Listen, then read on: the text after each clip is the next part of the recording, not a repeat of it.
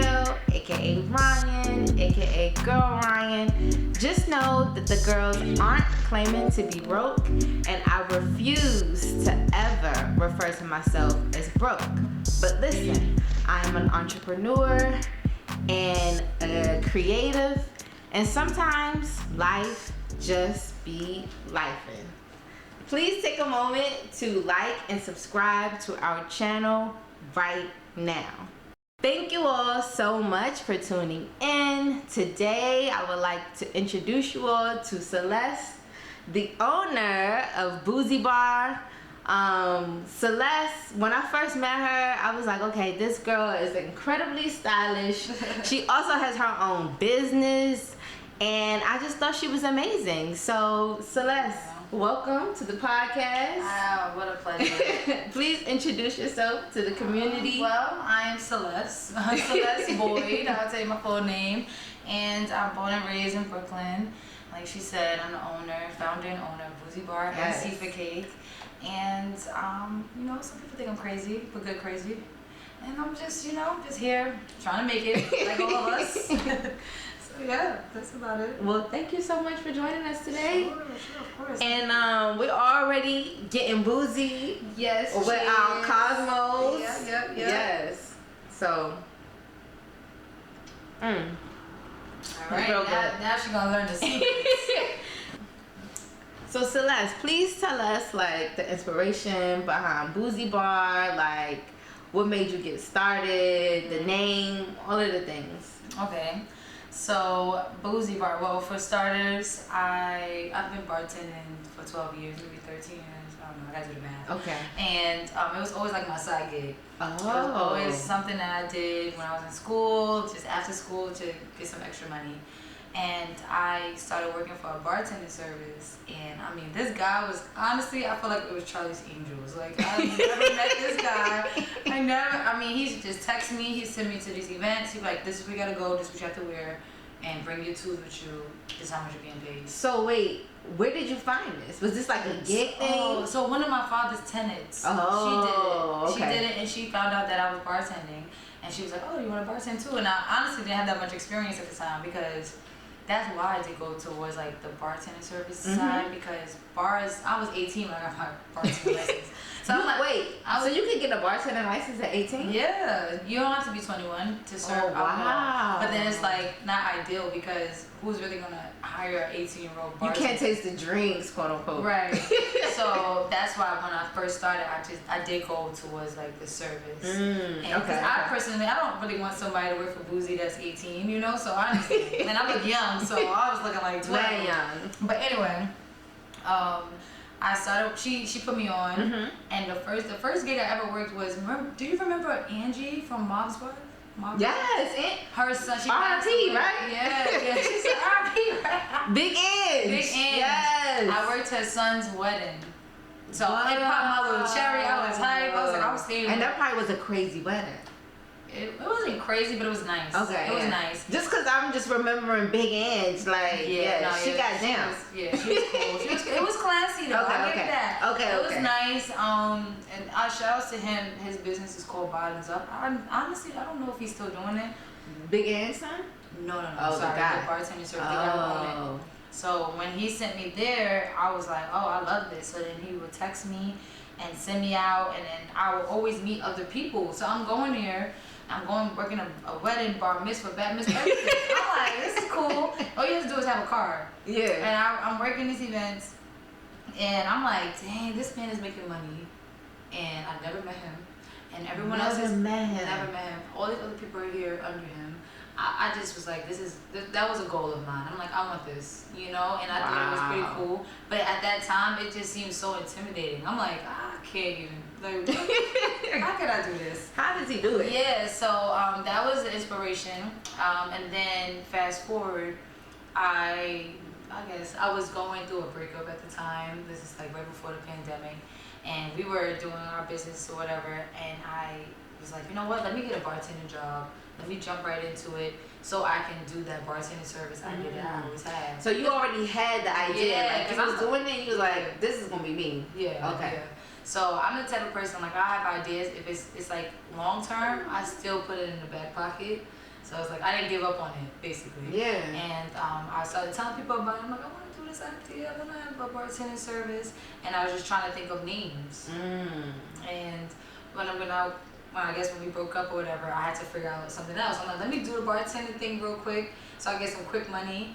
And while I'm there, I was being very like super intentional. I'm like, all right, I want to learn as much as I can, so that I can eventually start a bartending service. Because you kind of have to be an expert. Even though I don't think I'm 100% an expert, but like I'm still learning. Yeah. But I wanted to learn more. So then now I'm like, all right, let me think of a name. I'm thinking I love to, like I think I told you earlier, I love the name Booze. Yes. I love saying booze when it comes to alcohol. Let me get the booze. What booze did you want me to bring? So I'm like, all right, if it's booze, what is it? Like, how are you feeling when you're drinking the booze? And you're feeling boozy. Boozy. Okay. So then I'm going to add another E because, a lot of people say Boozee Bar and it stressed me out. So Boozee. It's Boozee. 2 E's together is E sound. Yeah. So, I always say Boozee. I was telling, like I told you, I was telling people about the idea, whatever. Pandemic came, and I'm like, damn, no one wants a bartender right now. This is like, we're in the house. So I did put it in my back pocket. I put it on pause. So you weren't bartending with slow, like the bartender? Yeah, we stopped. I went to Fogo, so I started working at Fogo de Chio. You ever heard of that place? Yeah. And I did it in Long Island. And I would say they're a big inspiration for Boozee because they're all about like, the experience and quality drinks. Like it's just like, and there's a different attraction for each drink. So I was really inspired by them. And then they have this one drink there that I love. It's like I think it's like tequila and lime and sugar. Oh, the caipirinha. Yes. It's not tequila. That's a Brazilian rum. Oh my, it's so good. Yeah, it's so that good. was the first time I had a caipirinha. Yeah, that's what they say, right? Mm-hmm. Oh my god. And honestly, they used to push me. So little secret. I'm really inspired by Fogo because they have these carts. Because I also have bar carts where we push them around and make drinks in front of guests. But Fogo, that's what they're. I don't think they're known for that, but that's what they have. I don't think I ever paid attention to that. Yeah, well, good. So that means I highlighted something that they are not known for. But that they used to always push me out, and I used to push the carts around and make caipirinhas all night, different flavors and from guests. It's so sexy. Oh, it was so sexy. So definitely was inspired by that, and so again, fast forward again. I was working there. They stopped. Pandemic happened. Obviously, you know, the bartender, and we'll get into like secret cake. So that was like my back plan, I guess. But I put Boozee in the pocket. But then now things started opening up. You know, everybody's outside again. And one of my friends, I told the right person basically. Yes. One of my friends, he was throwing a party for his girlfriend. She was turning 30, and he was like, "Are you still doing that Boozee with the carts and everything?" And I'm like, oh, so you was already doing the carts? It was brewing up. No, I didn't do it. I was talking about. Oh, you was just. I was like, I want to do this. See, that's what I be telling people here. I feel like I've experienced it here in New York City. Like when you tell a person about your idea, they remember it and they really hold you up to that. Keep you accountable for that. Yeah, he did. and I think it's so funny how Boozee started because I did not tell him. I wasn't transparent. I wasn't like, oh, I'm doing it, but I ain't doing it. I'm like, how many guests? How many guests you gonna have? Of course I'm doing it. He's like, oh yeah, how much it costs? So then that's when I was like, I didn't want to charge too much because I was a little nervous. Like I never did it before. So I gave him like a cute price. Yeah. And basically like he paid me. I put together an invoice. Like I did everything. You would have thought. And then I'm like, all right, it's over 100 guests. Because he said like 120. Oh, it was a big party. It was a big party, which is really risky at that time. I was wearing masks. I was like, whoa. And I knew that I can serve that many guests, but I wouldn't because, I mean, the bar flow would be slow. So then I was like, oh my God, I need to have bartenders. I need people to come with me. So I hit up one of my cousins because she's a bartender. So I hit her up. I'm like, would you like to help me with this event? So we kind of planned it, and then I hit up this girl that I was working with at Fogo. But she was a vibe, man. Yeah. She was a vibe. She was professional. And I'm big on that. I like us to be professional and vibey. You can still have fun, but be professional. Yeah. So that's why, and she's a hard worker. Yeah. It's like bartending is hard. Yeah. It's not easy. So, dealing with people, sometimes they just ignore you at the bar. Yeah. I mastered the art of like really just dubbing, all of that. Mm-hmm. Just ignore people. So that's what I do. Okay. So just so you know, I just do that. Girl, I don't see you. But anyway, so yeah, I put it together. I got the cards, everything. And I didn't work the event. I wanted to like sit back and watch to see how it was gonna flow. I just wanted to make sure like I knew how it was going, how the people were reacting. That's like mastermind. Yeah. Because it's just like, I would have been so nervous not working it. I feel like that's my issue. I feel like I always have to like be in control. No, I was in control, but I didn't work it. Like, no, I was but like, that's smart. Their helper, I guess. Yeah, but that's so smart. I just wanted to see like how do people like take it, like how do they like it, like, yeah. You know? So I can't do that if I'm working. So I did take a seat back. Like it was no profit from that party. Like I spent money because I had to get my tools and all of that together, and I couldn't charge them for my startup price. So it was fine, you know, and it's not always about the money. No, that was your first experience. Yeah, so I just wanted to see, and they loved it. And then another. So you had a cart too? I had a cart. I had a cart. My friend come and built it. We spray painted it gold. Like it was just. Wow. I put my logo on there. I was like, let's go. Yes. We had Boozee shirts. I was not playing. I was not playing. How much notice did you have in advance? He gave me like a month. Okay. So it was a good time to Yeah. put my whole business together. Yeah. I don't think he really knows that he started it. I had to tell him that. Shout out to him. Shout out to you. Should I say his name now? We're gonna try to take credit.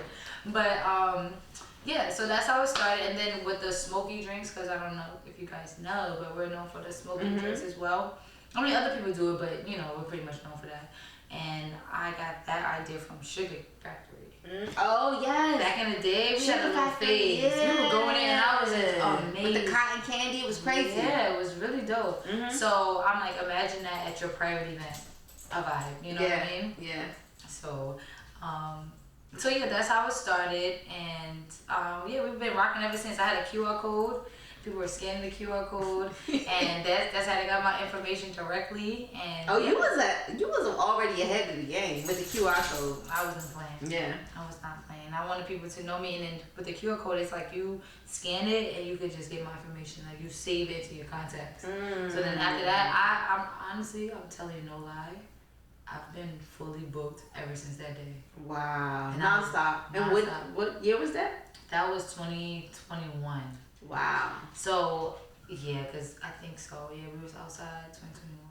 Yeah. Love that for you. Thank you. Love that. And nonstop after that. You know, one girl booked me. I don't know if I can say. One girl booked me and did exactly what my first event. She did everything that girl did. Hold on, I don't know if what? I should say this. Hold on, she did everything you did? No, she did everything my first event. She did. She must have. I don't know if she was there. Oh, she wanted the same party. She wanted the same party. Okay. It was crazy. She had a good time. But it helped me though. Helped me with content. Helped me like show what I could do. And when I first started, Boozee was all about the carts. I wanted to highlight that, like, we make the drinks, we come to you. You know what I mean? You don't come to us, we come to you. But then people just wanted, like, I have a bar. Like, can we just I'm like, okay, all right, you can do that. Oh, so you had to be flexible. Yeah. Okay. Love that. Okay, so we have another special guest who is dying to get up here. Yeah. I see, yeah, might as well. I think you should just Celeste join us. was being so sweet to Roxy, and now Roxy's in love. Yeah. She's such a baby. Well, welcome to the party. Welcome to the party, Introduce Roxy. yourself. Okay, so I mean, it sounds like you've been doing this for a long time. I've definitely been doing this for a while now. But Boozee wasn't your first business. No, Boozee wasn't my first baby. I got a lot of kids out here. Okay, all right. So tell us about all your other business endeavors. Okay, all right. So where did it start? Let's go back. Let me take you back on the story. Right? So it first started. Well, I want to first start off by saying that I come from a family of entrepreneurs. So I already know the blueprint. I know the blueprint. Like, okay. Come on, let's like your mom and dad are both entrepreneurs. Yeah, like even if they are old school still, because they have that like 9 to 5, that 401k pension life. But at the end of the day, they always have like a side thing that they're doing. Like my mom back in the day used to make chocolate like little chocolate candies. Wow. For like bridal showers or whatever. So I remember seeing her do that. My dad, I mean, the list is long. Yeah, he got a long list. That's a whole podcast in itself. But wow, that's so interesting. So I definitely come from that. But then my first experience was with my ex-boyfriend. He used to make cakes. Well, he still makes cakes. He made cakes, and I started out like I used to go hang out with him. And he's like, all right, you need to help me because this cake is due soon. Looking like, be a helping hand.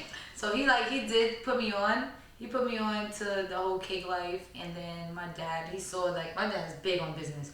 He was like, all right, I see y'all grinding. I see y'all. So I want to open up a shop for y'all. He's like, let's do it.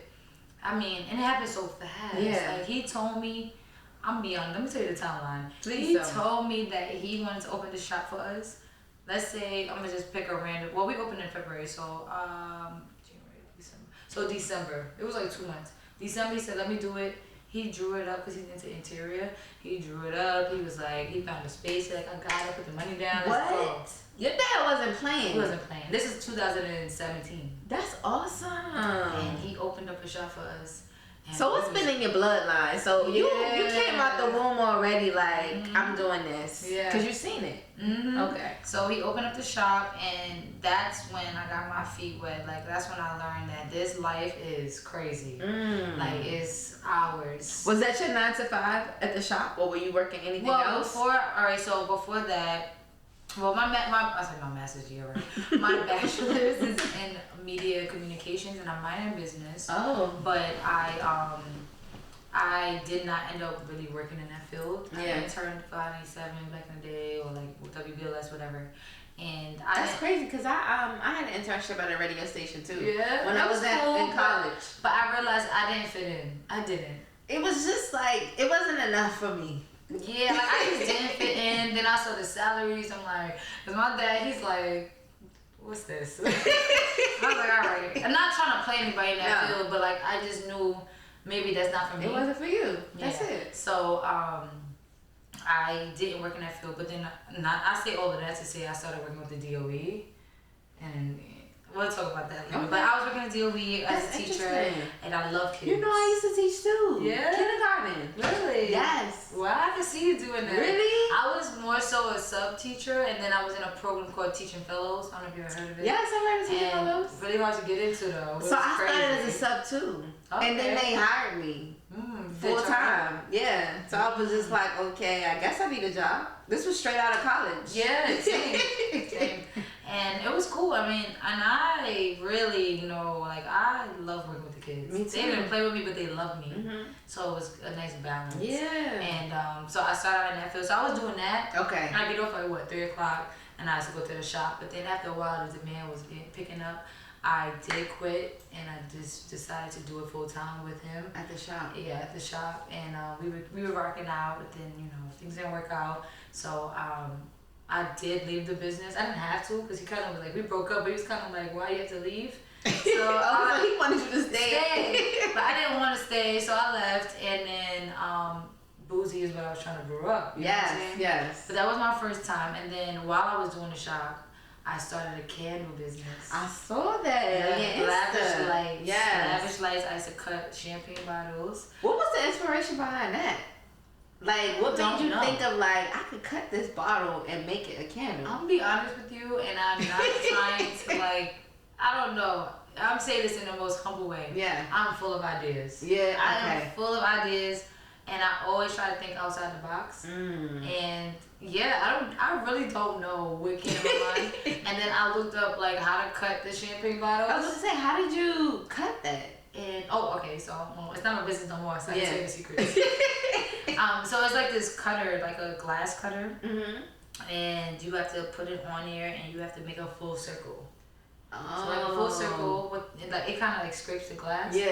And then you put like a torch, and you make it hot for like a minute, and then you put it under the water, and like so you gotta go from hot. Yeah, you gotta go from hot to cold, and then it cracks it.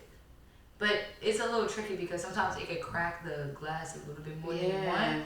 So that was a little stressful.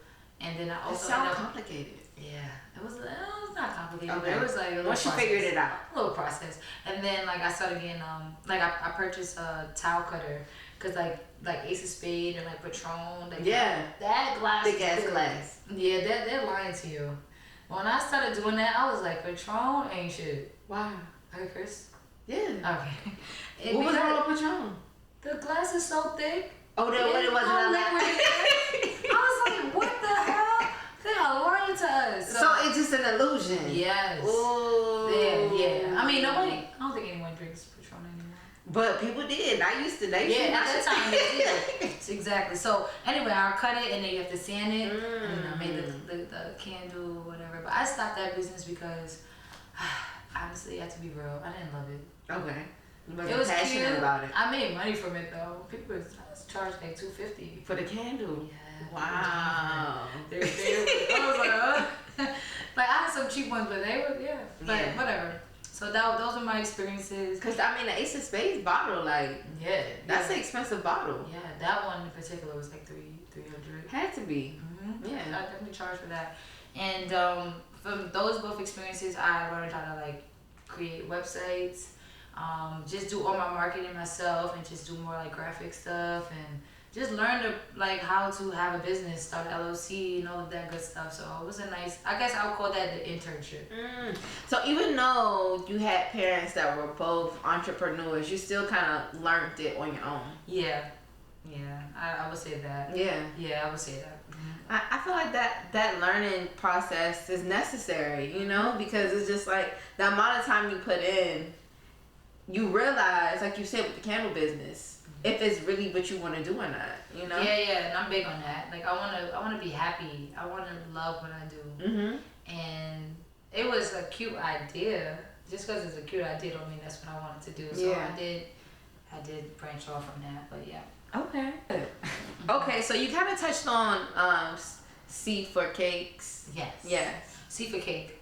C for cake? No S. Yeah, okay. C for cake, sorry. And like why you got into the cake business. Because you were doing that first. I was doing that. Well, I was bartending has always been my thing. Okay. The cake thing kind of fell in my lap. It was one of those trades that fell in my lap because my boyfriend at the time was doing it. And he taught me a lot. He did teach me a lot, but then I started investing in it a little bit more. I started going to classes and learning more because I loved it, you know. So, all right, when he started teaching me how to do it, you know, it's fondant. And as a kid, I was a Play-Doh kid. Like, I love Play-Doh. Okay? I used to make everything out of it. So it really reminded me of that. So that's why it was natural. I would say it was a natural thing. So when he told me how to do this, and then we created, our first cake we ever made was a Monster Ink cake. And it was so dope. Oh my God. Maybe I'll try to find a picture. Yeah. And it was so dope. And it popped my little cherry. That's my cherry. So you've always been like a creative, like always been like hands-on, like so back to the Play-Doh, because that's like So when I was into it, I was like, I like this. I like this a lot. So I started investing in it. And of course, when I told you my dad opened it up for us to shop, I was into it. And so when we broke up, you know, it's kind of like we were doing it for 5 years. That's a long time, you know, to invest all of your time into it. So I'm like, do I stop or do I keep going? Because during the pandemic, people were calling me and they're like, oh, I want a cake. And I'm like, I'm not going to say no. So I just was like, let me just do it. So I whipped it together and I thought of like the C for cake idea.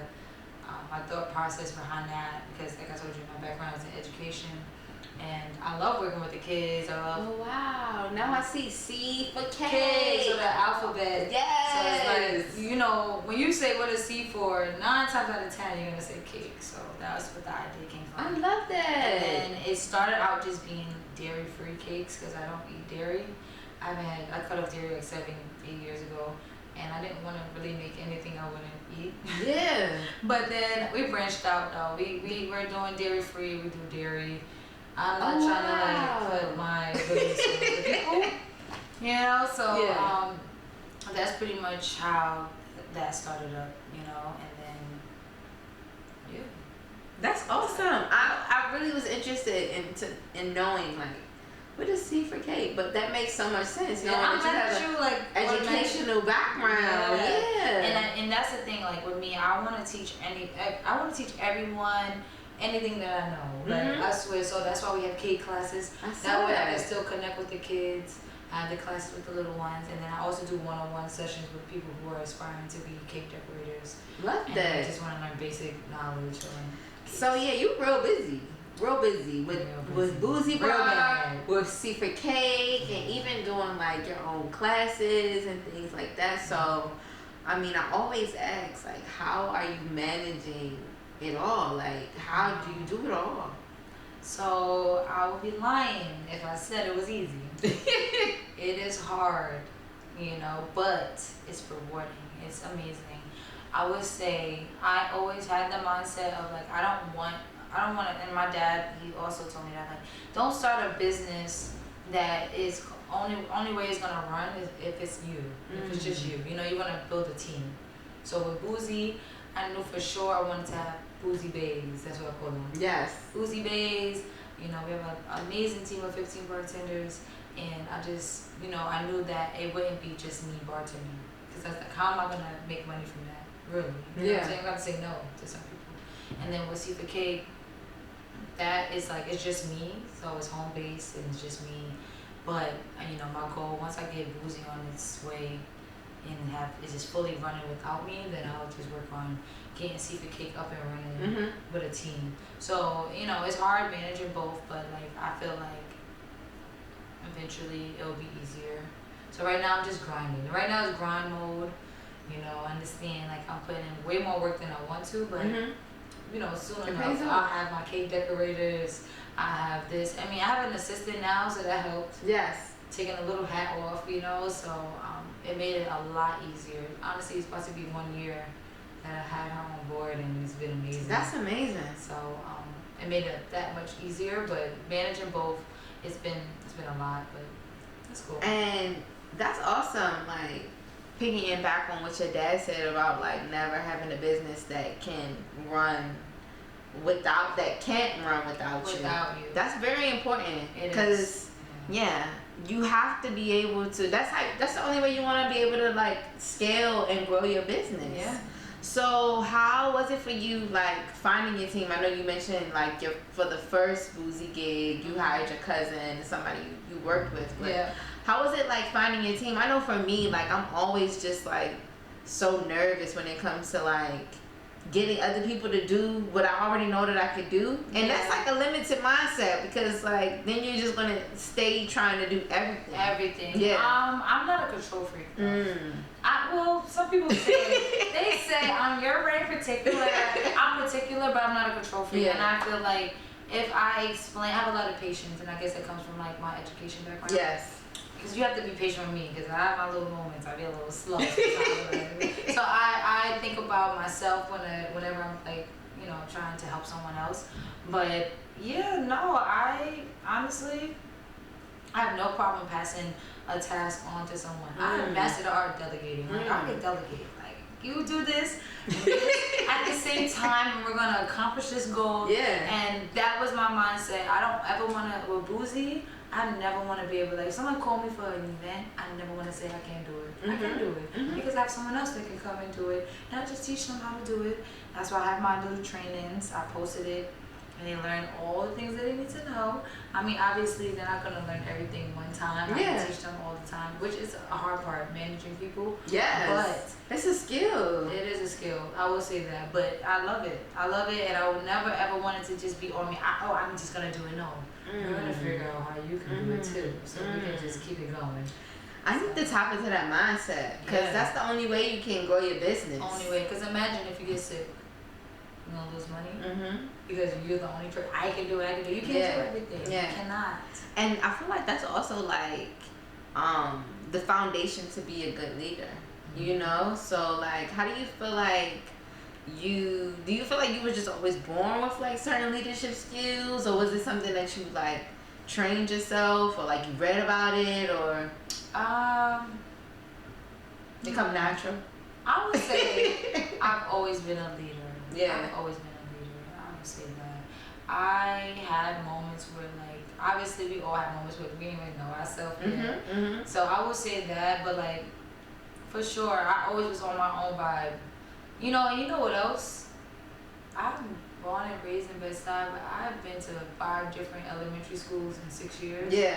And I've always was the new girl. I was always like, and I never went to other people. They used to come to me. I said, I was like, yeah, come to me. Like, that's so interesting. So I would say I always was on my own vibe. Like, I was just on my own tip, and I didn't wait on other people. Like, if I wanted to have fun, if I wanted to play with myself, I would not like that. You and me have that in common though, because I would switch schools every 2 years, which is crazy. I don't know why. My parents just was like, hear about a new school and be like, yeah, want me to go and check it out. Well, here, my mom used to move around Bed-Stuy. Okay. It's not like we was moving far away. I did live in Queens for 1 year. Okay. Because she was like, but like, she always, like, they're big on like zone schools. I don't know if that's anywhere else. Because I was in like private and charter schools, so you didn't really have to be zoned to go. Oh, see, I was public school, so it's like if I went from one part of Bed-Stuy and I went somewhere else, I would have to go to a school that was in that area. So I was always the new girl. Okay, so I always had to like kind of just be by myself, I guess. I know, I can relate to that, but I still feel like I kind of like struggle with like, bringing on a team, building a team, and kind of like delegating my responsibilities. I gotta just let go. I guess it's like I'm just like. And you can, I could say that I can tell what someone is good at. So you have to look at their strengths. Put someone, like for example, my assistant is a great example. she when I first hired her, she was supposed to do admin work for me. But then I realized like admin wasn't her thing. Yeah. She was more so like physical work, and like she's like, you want me to do it? I'm about to go. Like, you want me to go to the supermarket? We have an event, and she's like, I will go there because we missing mint. I'll go get it. Oh. Like, okay, that's what she's. That's natural instinct. So you wasn't trying to force her to do something that's not her skill. That's not her strength. Yeah. So you have to like look at where are people like what's their strengths and place them in that area. So like if you know someone is like super creative with like putting together an outfit or whatever, it's like, all right, I'm not gonna have them greet the guests in front of, I don't know, the event. I'm just saying random stuff, but like, so you just have to like master that art, and then trust people, just trust them. It's fine. And that's the issue. I don't really trust people. Well, yeah, trust them, and I feel like if you treat them good, that's another thing. You gotta know how to treat people. I'm such a generous, nice person. I feel like they're being compensated. If they're being paid the right way, don't try to lowball people. Because you gotta think about like this too. If you pay people well, they're gonna be loyal. Yeah. Right? And then the loyalty, they're gonna work hard and they're gonna bring you more money. Yeah. You know what I'm saying? Yeah. So it's okay to share your money a little bit because more money is gonna come in. Because since I've added more people to my team, the revenue that I had when I first started, literally I doubled that from having people. Yeah, because you always vacationing, okay? But like, I'm telling you, more money's gonna come in when you pass on more hats. Yes. So yeah, I need to tap into that. You do, girl. Stop playing. Stop like trying to hold everything. Have it. You won't make the money that you want to make if it's just you. There's no way. Okay, gems. So what do you feel like has been your most significant influence within your business so far? This is answering your question. Yeah. But like, I really would say my family. Because like I told you earlier, like I come from a family of entrepreneurs, so like my dad, he's big on like I would tell him something random that I want to do. He's like, yeah, you're not gonna get rich off that. So, like, I'm like, okay, so think bigger, think big, bitch. So like, did your dad, like, does he come from a family of entrepreneurs, or like, what is his story like? Well, he comes from a family that owns property. They're big on property, like, so I guess that's kind of entrepreneurship, right? So they would rent out the property and stuff. So yeah, I guess. So it's already just in the bloodline. Yeah. Okay. But I would say that's my biggest influence, and I think that they push you, man. Like even like my sister, everyone, like everybody's working hard. Everybody's trying to like not be average, be above average. And he always told me that like think outside the box. Think big, bitch. So I would say, yeah, that always pushed me, like, because I would hate to be the sibling that's like regular. I just want to just go to work. Leave me alone. Yeah, no, they're not into that at all. They're like, girl, what you gonna do? He told me if I don't know what I'm gonna do by 30, I'm doing bad. Even though I don't believe in that. I don't believe in timelines. Yeah. I don't. But he was like, get it together. Like, he kept pushing it at me. Like, what do you want? I mean, he had to. And look at you. Look. He knew what he was doing. Proud. Yes. You made him proud. And your mom too, I'm sure. Mm-hmm, yeah. Okay. So, how do you define financial success for yourself? You know, being that you come from a family of entrepreneurs, like, it's a little pressure. It is. Yeah. I feel bad for my younger siblings. I feel like they still like trying to figure it out to live up to it. But I would say just freedom.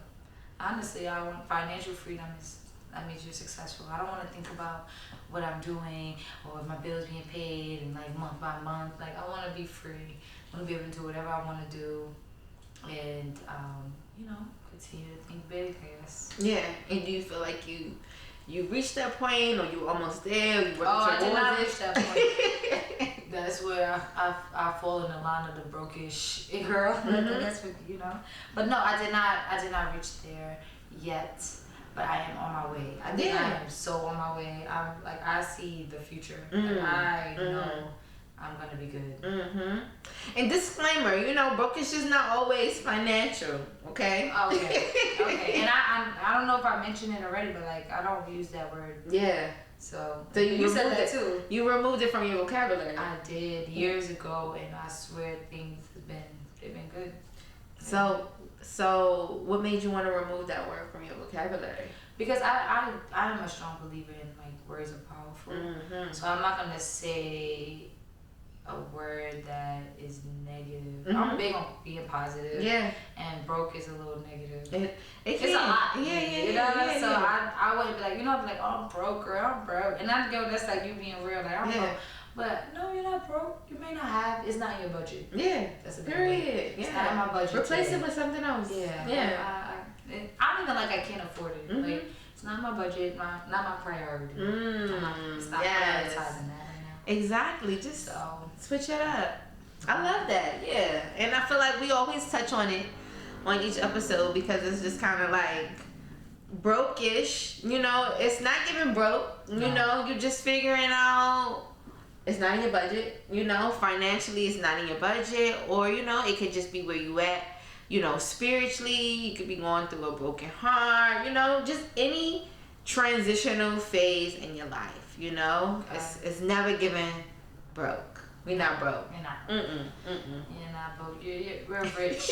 We're rich, and I'm mine. Yes. And I posted a meme recently, like, what is it, my bank account don't say yet, but I'm a millionaire. Period. Yeah. Is that the goal? Millionaire status? No, billion. Billion. Yeah, at this day and age, it gotta be. It's not enough. I need the big B's. Exactly. You know we need the billions. Yeah. So, do you have any money saving tips or any like? Yes. Okay, so I do actually. Yeah. I think, and this works for me. Yeah. Having an account for different things. I don't know. I don't have to follow it, but like. Let us know. For bills, like, you know, your money goes there. Then you have an account for like trips and like gifts. I don't have an account for gifts, but my cousin, she does.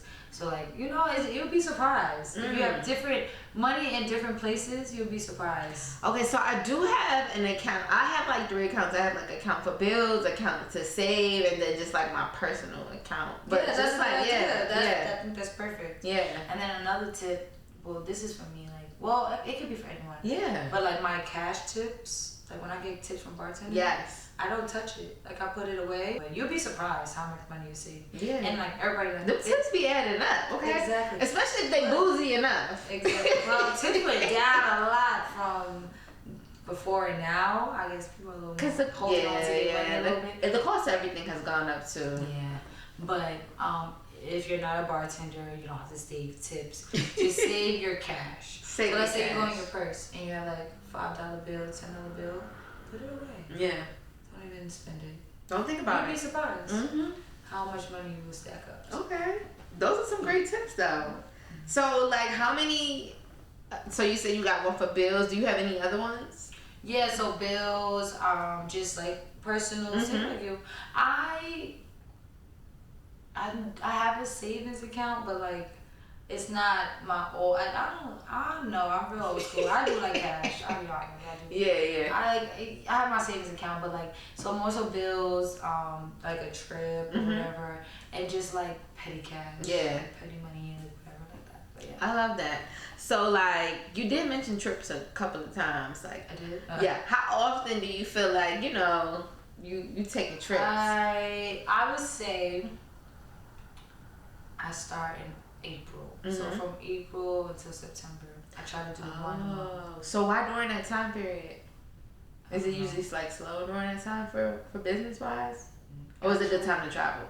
Yeah. Okay. Yeah, so April is a good time. Like my family's from Belize, so we go to Belize in April for Easter, and then like May is Memorial. I always find myself going somewhere. Yeah. Then June, I don't know what's June, but I always go somewhere in June. So during that time. Yeah, that's September, nice. and then September is usually the month that I lock in and get back on it. And like I just work so hard, like everything is work every day, every day. So then like April, I'm like, no, I'm going to have fun and go away and do something. So it's like your self-care time. Yeah. I'm learning to incorporate some self-care moments because honestly, sometimes I be forgetting about myself. Like how you said, like work is just like every day. It's important to take those days off. Yeah. It is. I agree. Do you like to vacation? I would usually vacation at least once or twice out of the country for since 2018, but I haven't had a vacation all year. This year I haven't had one vacation. No, let that girl go on vacation. Yeah. Oh, okay. I'm looking forward to doing something for my birthday in December though. So. Oh, I forgot your December. You'll be like me. You're not a Sag, right? No, Capricorn. That's alright. Yeah. It could have been us. Listen, Caps are better. You really feel that way? I do. We won't go. That's off camera because I didn't get to the bottom of that. So like I was saying earlier, like when we first connected, I was like, oh my god, this girl is like amazing, stylish. She has her own business, like total it girl, the whole package. So how do you balance like your desire for self-expression through fashion and lifestyle by still like managing your budget, like staying within your budget? Yeah, that's a good one because I'll be honest, when I was younger, when I didn't have bills, I was just, and my father used to talk about me. He used to be like, I gave you and your sister the same amount of money, and you came back with one pair of shoes. So I'm like, I know. But now, I would say, and again, I hope I'm answering the question. You are answering it. I would say, it's okay. Everything don't have to be like expensive and designer. Like you can find fun things and express yourself and just understand quality. Like, you know what I mean? Know what's gonna look cheap. Like if that's cheap, don't get this color. Like get a different color, let it blend in. You would never know it was $5. You know what I'm saying? And just having fun. And just not being stuck on what is trendy right now. Because I think a lot of people just want to like wear something that's a flex. Like, it don't even have to be cool. It's just like, yeah, you can't afford this. It's more so like, I can look good, I can look fashionable, and it not be super expensive. Yeah. You know, so I still try to fit in my budget and just have fun. Yeah. No, I'm big on quality versus quantity. Exactly. You know, like how long can it last? Yeah. Like, can I wash it and wear it again and again and again? I love those staple pieces and those quality items, like that I can just that I can just wear like season after season after season. You know. I repeat an outfit, child.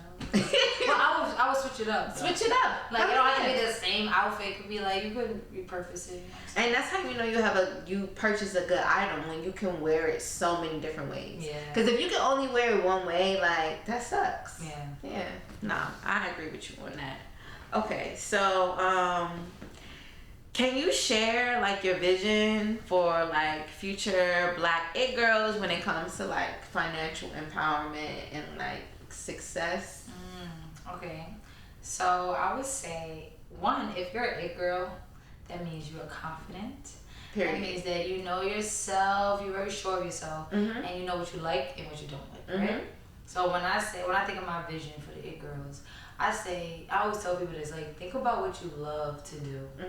It doesn't feel like work, it feels fun, you know, and there's a business for everything. I really feel like you'll be surprised. I love it. So think about what you love and figure out, how can I make money from this? Because I love this so much. It's like, I've worked 16 hours straight and it didn't feel like work. It's fun. Yeah. You know, so that's how it should be. Yeah. So I think that think about what you love, think about how you can make money from that, and then just work on it all the time. You know what I mean? And that way, you know, the money will come, and just continue, and don't get comfortable.